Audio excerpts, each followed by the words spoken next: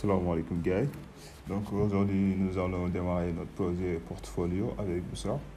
Donc il faut structurer le projet. Donc nous aurons besoin de trois dossiers, à savoir un dossier Bousra dans lequel nous aurons deux sous-dossiers, à savoir le CSS, dans lequel nous aurons un fichier CSS qui est le bousra.min.css. Et aussi, nous aurons un sous-dossier JS, donc, dans lequel nous aurons aussi un fichier bousra.min.js. Donc, aussi, nous aurons aussi besoin d'un dossier page, donc, dans lequel nous allons mettre nos pages. Mais ici, nous aurons juste besoin d'une seule page, parce que nous allons travailler avec un one page. Donc, ça va être mieux et ça va nous aider à mieux organiser notre code. Donc ici c'est le dossier images. Donc nous avons stocké donc toutes nos images, donc les images que nous aurons besoin pour travailler. Donc nous allons démarrer avec un fichier portfolio.html. Vous pouvez créer un fichier portfolio.html. Et là, nous allons mettre les structures du projet HTML d'abord. Et on va mettre aussi la liaison entre notre fichier qui est le portfolio.html et notre fichier bousra.min.css qui est dans le dossier bousra. Ok, donc on va faire la liaison. Donc c'est comme la liaison CSS, c'est la même chose. Vous donnez seulement le chemin. Donc ici, notre fichier est dans le dossier Bousra, dans le sous-dossier CSS, et nous avons là-bas un fichier bousra.min.css. Ok, maintenant nous allons essayer de démarrer avec notre menu. Donc nous allons utiliser une balise nav pour le menu, parce qu'on va démarrer avec menu avant de commencer avec la section home ou bien accueil. Donc nous allons utiliser la balise nav. On va lui donner une classe navbar. On va donner une classe navbar. Un background dark. Donc c'est la couleur de fond. Donc on va visualiser. Ok, vous voyez, nous avons notre couleur de fond. Et maintenant, nous allons mettre en place les éléments. On va utiliser une liste. On va mettre UL. Et là, on va donner une classe navbar nav. Ici. Donc, il y a une différence. Là-bas, c'est navbar. Ici, c'est navbar nav. Et là, on va utiliser les éléments de liste, à savoir les UL, list item.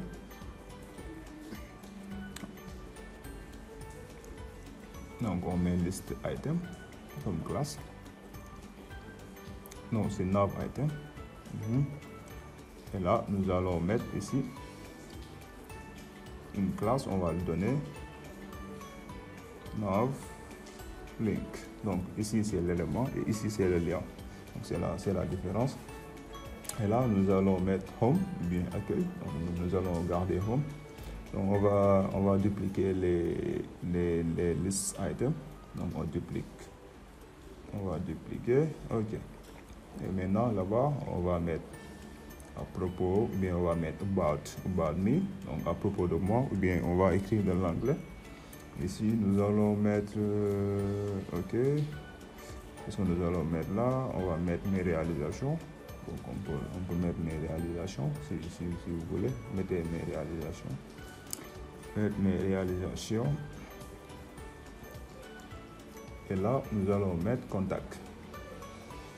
Donc, nous allons mettre ici contact. Avec un seul A. OK. Maintenant, on va visualiser. Voir. OK. Donc, ici, nous avons un menu qui est vertical. Et là, nous allons mettre. Nous avons besoin d'un menu qui est horizontal. Qu'est-ce que nous allons faire? On va ajouter un navbar extend large. Donc, on met navbar extend large. OK. Maintenant, on applique, on actualise et là, nous avons notre menu. horizontale. Maintenant, nous allons changer la couleur donc des liens. On va changer ça en blanc. On va utiliser donc du CSS. Donc, vous pouvez créer un fichier CSS ou bien vous utilisez les balises style au niveau du header. Donc, nous allons mettre ici. On va sélectionner art et là, on va appliquer color white. On va mettre color white. Ok. On visualise. Et là, on a changé les couleurs. Maintenant, nous allons démarrer avec la section home, bien header. Nous allons créer une balise section. Donc, nous aurons besoin d'une balise section. Et dans la balise section, donc, on va donner un ID home ou bien accueil, ça dépend de nous. Nous allons voir ça. Et maintenant, vu que nous allons utiliser les encres, donc on peut donner seulement un ID. Donc on peut donner ID home. On va donner ID.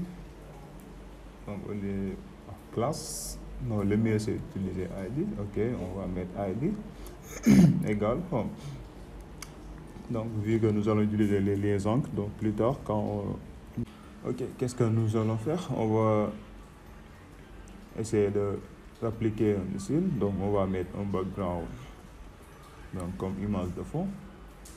Donc on va mettre URL et là nous allons sélectionner notre image. Donc notre image est dans le dossier image. Dans le dossier image, donc je vais choisir quelle image? BG2. Donc je vais prendre BG2. Ok, c'est bon, on actualise. Donc je vais prendre BG2. Donc on va appliquer donc une hauteur de 100 VH. On va appliquer une hauteur de 100 VH. Donc hertz de 100 VH. Ok, donc on va visualiser. Ok, maintenant ça reste un peu donc quelques propriétés. On va positionner notre background. On va mettre background position. On va mettre ok center. On va mettre center. On va visualiser à nouveau. Ok, donc on va changer un peu là la taille. Donc on va mettre background size et on met cover. Donc c'est en cover. On actualise. Ok, donc c'est mieux comme ça. Donc on a notre image qui est bien placée ici. Ok, qu'est-ce que nous allons faire? Nous allons créer un div et on va mettre du texte. On va mettre un H1. Donc on va mettre un div. On va mettre un H1. Mon portfolio. Ok. Et là, je vais utiliser la balise P. Donc, je vais écrire de l'anglais. Donc, we want to know more about me. Je ne sais pas si c'est comme ça ou pas. We want to know more about me. Know more about me. Ok. On va actualiser.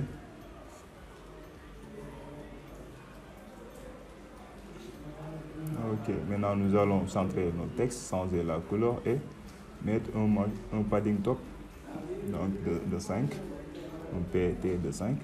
Donc on va centrer, texte center, texte white et on va mettre un PET. Donc c'est un padding. Au lieu de MT, on va mettre PET. Donc c'est le padding. On va mettre un padding parce que c'est une marge qui est interne. Donc voilà, donc c'est ça. On a un padding de 5 et là nous allons mettre un bouton follow me classe. On va dire btn ok bg white et là on va mettre follow me ok et là nous allons visualiser. Ok, voici, donc c'est cool comme ça. Ok, donc dans la prochaine vidéo, nous allons démarrer la section About Me.